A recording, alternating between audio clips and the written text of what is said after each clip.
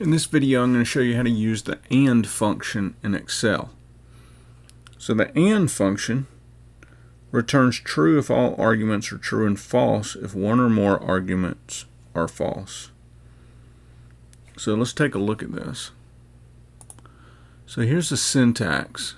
So we're going to use equals and I accidentally have two parentheses in here. I did not mean to put that in there, but all we have is logical 1, logical 2, and you can have quite a few logicals. I'm not sure exactly how many, but you can have multiple logicals so that it compares multiple things, and if it comes back that they all meet, then it's true.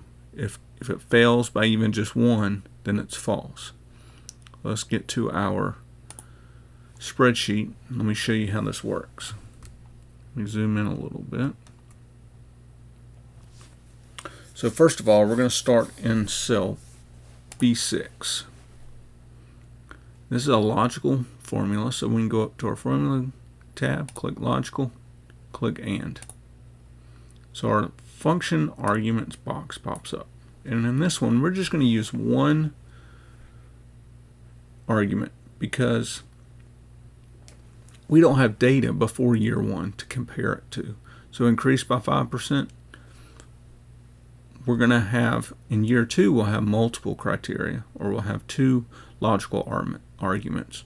But in year 1, we have no data before year 1 to compare it to. So we're just going to have one argument, and we're going to type.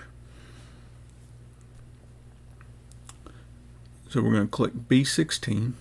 So is our total greater than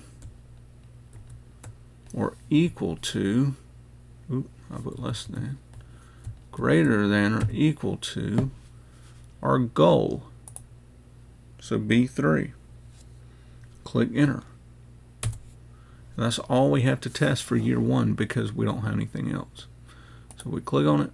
You can see our argument up here. I'll double click. So equals and B6 is greater than or equals B3. I'm going to hit enter, go back. All right, so in C6, so we have 2 things. Sales met, are they met, and did it increase by 5%? So this is what our criteria really are. So we're going to click equals. Well, let's go up here and do recently used, click and. Logical 1. So is, first of all, our test is our total greater than or equal to our goal? Logical 2 is